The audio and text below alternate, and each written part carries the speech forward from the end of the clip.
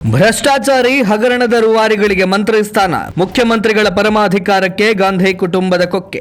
ಕರ್ನಾಟಕ ರಾಜ್ಯ ಸರ್ಕಾರದ ಸಚಿವ ಸಂಪುಟ ವಿಸ್ತರಣೆ ಎಂಬ ಗಜಪ್ರಸವ ಅಂತಿಮವಾಗಿ ನಡೆದು ಹೋಗಿದೆ.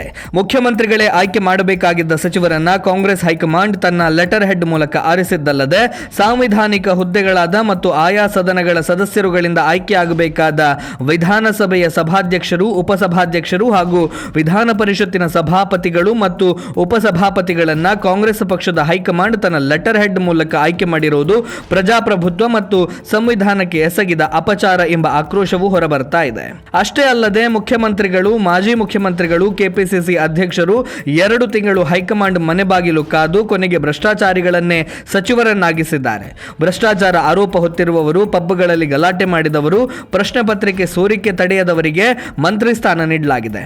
ಮಹರ್ಷಿ ವಾಲ್ಮೀಕಿ ಅಭಿವೃದ್ಧಿ ನಿಗಮದ 183 ಕೋಟಿ ಹಗರಣದ ಆರೋಪಿ, ತೆರಿಗೆ ವಂಚನೆ ಪ್ರಕರಣದ ಆರೋಪಿ, ಕಾರ್ಮಿಕರ ಅನುದಾನ ನುಂಗಿದವರನ್ನ ತಂದು ಸಚಿವ ಸಂಪುಟಕ್ಕೆ ತೂರಲಾಗಿದೆ. ಇದು ಭ್ರಷ್ಟಾಚಾರಕ್ಕೆ ಕಾಂಗ್ರೆಸ್ ಸಮ್ಮತಿ ಎಂದರ್ಥವೇ ಎಂದು ಬಿಜೆಪಿ ರಾಜ್ಯಾಧ್ಯಕ್ಷ BY ವಿಜಯೇಂದ್ರ ಅವರು ಕುಟುಕಿದ್ದಾರೆ.